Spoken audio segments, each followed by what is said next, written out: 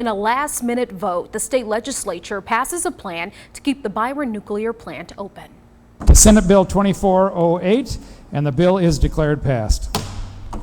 The Senate approved the latest version of a massive 900-page clean energy bill. The bill includes a provision to give Exelon $600 million over 5 years to keep the Byron plant open. The plant was slated to close today.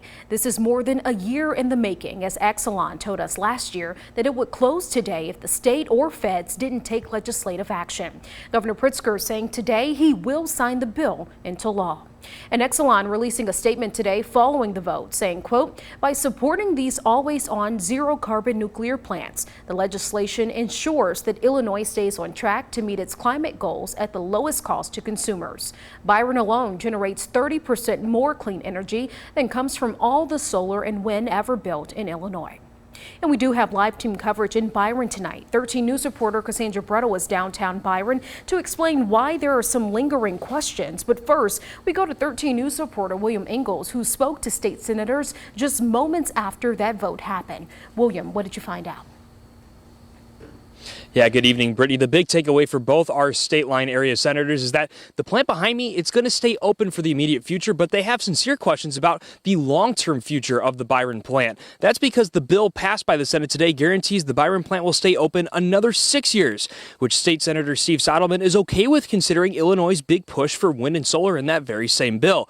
However, Senator Dave Severson, on the other hand, believes this is a more pessimistic view about the 6-year guarantee and feels that the bill will cost taxpayers thousands over the next few years, with no guarantee the state will make a concerted push to keep this plant open long term.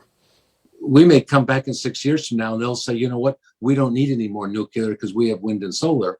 And so the concern really is that we are building an over-reliance on wind and solar, which may make it more difficult to renew Byron after that. We'll reevaluate at that point 6 years down the road as far as what we needed to keep the plant open and where our energy needs are.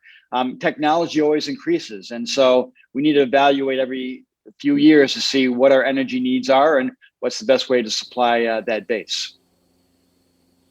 Now, both Severson and Stottleman believe that Governor J.B. Pritzker will sign that bill later this afternoon or early tomorrow. But for more team coverage and reaction from Byron itself, I'm going to send it back to you, Brittany, in the studio. William, thank you for that. And waiting for today's vote, it worried some Byron officials. Our 13 News reporter Cassandra Brettel is live to explain what happens next. Cassandra. Brittany, the overall feeling for the city of Byron is relief. That's according to Mayor John Rickard. He says the Byron Nuclear Plant is a huge economic driver for the region, including close to $38 million in tax dollars for the year for agencies like the Fire Protection District, the Museum District, the School District, the Library District, and the Forest Preserve, and much more. While Mayor Rickard said he was not confident as he didn't have control to keep the nuclear plant open, he says he can now rest easy, knowing the city and the region has energy stability for the next 5 years. He says this process raised questions on if nuclear energy will stay in the future and what this region would do if clean energy in northern Illinois became compromised. But for right now, he and other agencies are taking it one step at a time while keeping the status quo. At this point, I think the folks in Byron are going to say that nuclear energy is an essential baseload to our electrical grid. We can't replace that tomorrow.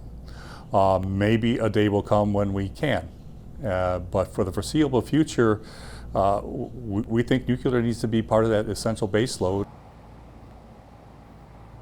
And Mayor Rickard doesn't know what clean energy solutions may come in the future, but does say current employees at the Byron Nuclear Plant can continue jobs in the clean energy sector. He says he agrees with Senator Stottleman in that area. But for now, reporting in Byron, Cassandra Brettel, 13 News. Brittany, back over to you. Cassandra, thank you for that. And there's much more in the clean energy bill than a bailout for Exelon. Here are some of the other major pieces of legislation. First, it requires all private coal and oil plants to close by 2030 and all public coal to be carbon-free by 2045 with an emissions reduction goal of 45% by 2035. The bill also offers $4,000 rebates on electric vehicles. Illinois' goal is to move to 100% clean energy by 2050.